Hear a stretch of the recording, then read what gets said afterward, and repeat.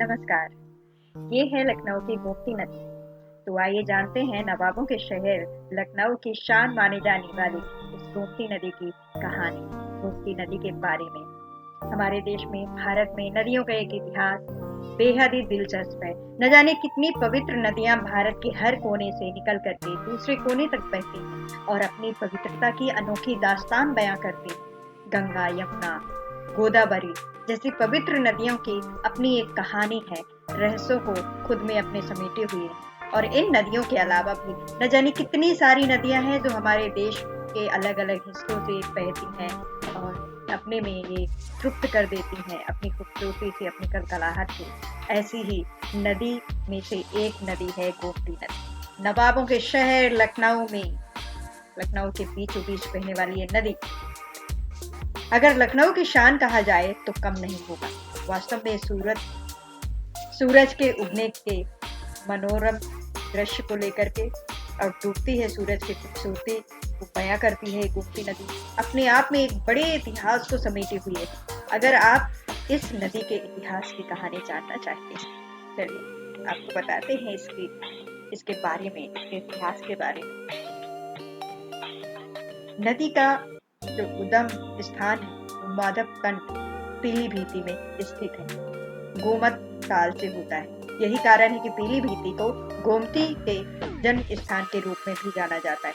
गोमती नदी की पवित्रता व प्राचीन भारतीय नदियों में से एक है, जो कि मुख्य रूप से उत्तर प्रदेश प्रवाहित गोमती, पीलीभीती, माधोटंडा के गोमत ताल से उत्पन्न हो करके ये लगभग 960 किलोमीटर लंबा सफर तय करते हुए अनंत गोप वाराणसी के कैद क्षेत्र में मार्कंडेय महादेव मंदिर के सामने गंगा नदी में जा करके सम्मिलित हो जाती है, मिल जाती है। और नदी अपने स्रोत के लिए भूजल पर बहुत अधिक निर्भर करती है और इसके किनारे के पास अत्यधिक खुदाई या कृषि उद्देश्यों के लिए भूजल का उपयोग करने में इस नदी का लगभग सारा उपयोग किया जाता है।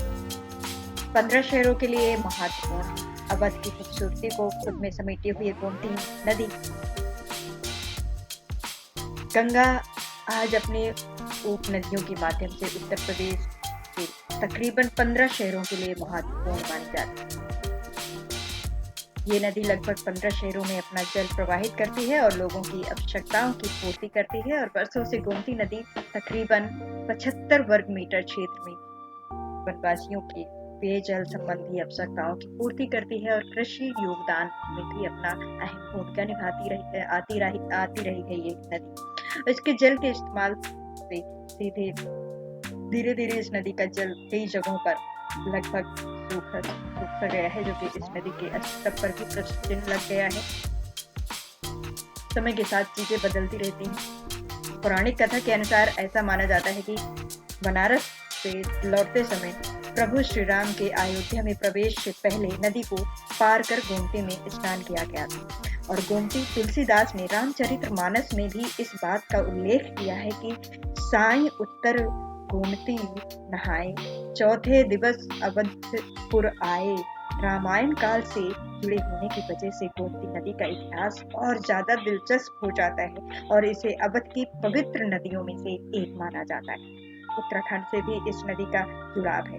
गोमती सरयू नदी का एक सहायक नदी है।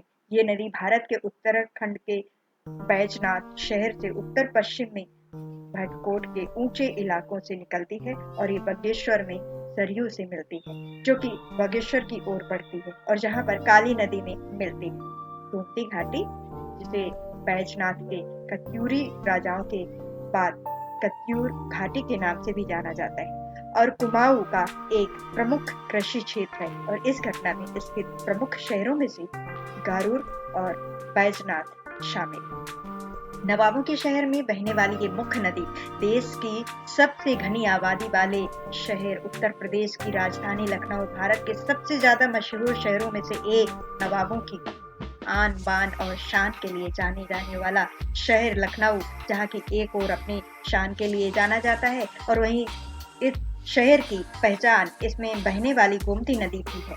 और लखनऊ का बड़ा इमामबाड़ा की भूल भुलैया हो या फिर छोटा इमामबाड़ा, रूमी दरवाज़ा हो, छतर मंजिल हो या रेजिडेंसी बरादरी और दिलखुश शहंशाह और इमामबाड़ा जैसी कई अन्य ऐतिहासिक जगहों को इस नदी के किनारे के में जो बेस है और इसका जो पुल है इस नदी के किनारे अपने आसपास पर्यटकों को बहुत ज़्यादा आकर्षित करती है। ब्रह्मपुत्र